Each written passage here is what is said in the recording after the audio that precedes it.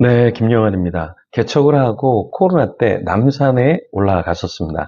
남산 타워 앞에서 만나서 타워도 보고 돈가스도 먹자 그랬는데요.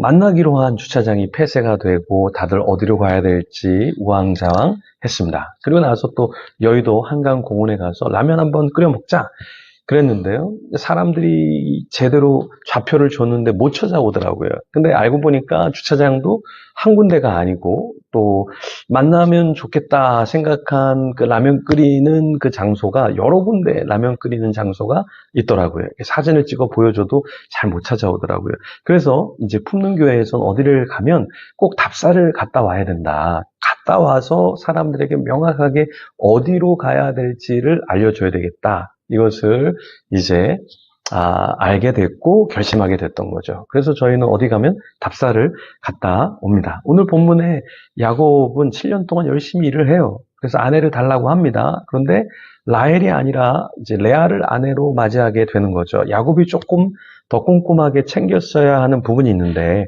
그러지 못했던 부분도 있죠. 오늘 본문을 보면서 우리는 어떻게 살아가야 될지 조금 더 고민하고 적용해 보면 좋겠습니다. 자, 창세기 29장 21절에서 30절 말씀인데요. 먼저 21절부터 24절 같이 읽어보겠습니다. 야곱이 라반에게 이르되 내 기한이 찼으니 내 아내를 내게 주소서. 내가 그에게 들어가겠나이다. 라반이 그곳 사람을 다 모아 잔치하고 저녁에 그의 딸 레아를 야곱에게로 데려가며 야곱이 그에게로 들어가니라. 라반이 또 그의 여종 실바를 그의 딸 레아에게 시녀로 주었더라. 야곱이 라반에게 무엇을 요구했다고 했죠? 네, 기한이 찼으니까 아내를 주세요. 이렇게 이야기를 했죠. 자, 아내를 달라고 했는데 직접적으로 라헬을 달라고 했으면 더 좋았을 텐데 일단은 아내를 주소서 얘기를 했습니다. 그런데 첫날 밤에 누가 들어왔죠? 라헬이 아니라 레아가 침실에 들어왔죠. 야곱이 조금 더 챙겼으면 좋았을 텐데 라반하고 충분히 소통을 하면 좋았을 텐데 당연히 라헬과 결혼하는 줄 알았는데 라헬이 아니었죠. 그래서 이 엄청난 일이 벌어졌습니다. 우리가 돌다리도 두들기며 건너야 된다라는 속담이 있는데요. 야곱은 그러지 못했죠. 우리는 어떻습니까? 우리는 조금 더 점검하고 챙기고 이렇게 살아야 되는데 그러지 못한 때도 있죠. 그러니까 우리가 야 이거는 좀 한번 체크해 봐야 되겠다. 이건 좀 소통하면 좋겠다. 이렇게 마음이 들 때 한 번 더 체크하고 한 번 더 하면 좋은데 그걸 놓치면 어떻습니까? 우리가 그거를 좀 놓치면 약간 좀 염려스럽다. 뭐 이랬던 사건이 터지기도 하죠. 그렇습니다.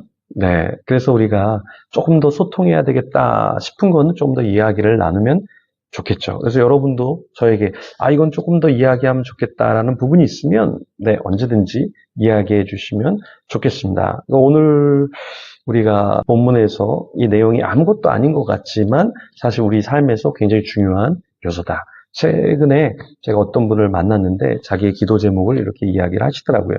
삶의 어려운 부분인데요.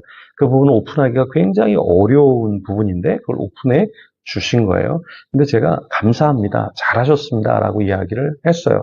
사실 나이가 들어가면서 자기의 고충, 기도 제목을 누군가에게 이야기하기는 쉽지 않죠. 그렇지만 같이 기도한다면 하나님이 또 역사해 주시고 도우실 방법이 있을 테니까 네, 잘하셨습니다. 이렇게 말씀을 드렸습니다. 네. 자, 오늘 본문에 레아를 이제 아내로 이렇게 라반이 주었는데요. 근데 레아뿐만 아니라 이제 레아를 돕는 여종 실바를 시녀로 주었습니다. 분명히 레아가 뭔가 건강상 부족함도 있었을 것이고 또 레아와 야곱을 조금 도울 사람이 있으면 좋겠다라는 마음으로 실바를 주었겠죠. 네. 그래서 야곱이 생각지 않은 아내를 얻었지만 또 생각지 않은 여종을 또 얻게 된 것이죠. 그리고 야곱이 이제 오늘 본문에 보면 25절 이하에 보면 아침에 보니까 레아인 것을 확인하게 되죠. 그리고 외삼촌에게 어떻게 이렇게 행할 수 있냐라고 하면서 따지기 시작하죠. 라반은 뭐라고 얘기합니까? 26절에 보면 언니보다 아우를 먼저 주는 것은 우리 지방에서 하지 아니하는 바다. 그러니까 그럴 수밖에 없었다. 이렇게 변명을 하죠. 네. 그리고 나서 또 다시 7일, 그러니까 7년이죠. 7년을 일을 하겠다 이야기를 하고, 네. 나중에 나이를 얻게 되죠. 정말 좋아하는 일, 그리고 자기가 얻고자 하는 것에 대해서 일하는 것은 7년이 7일처럼 아마 느껴졌을 것입니다.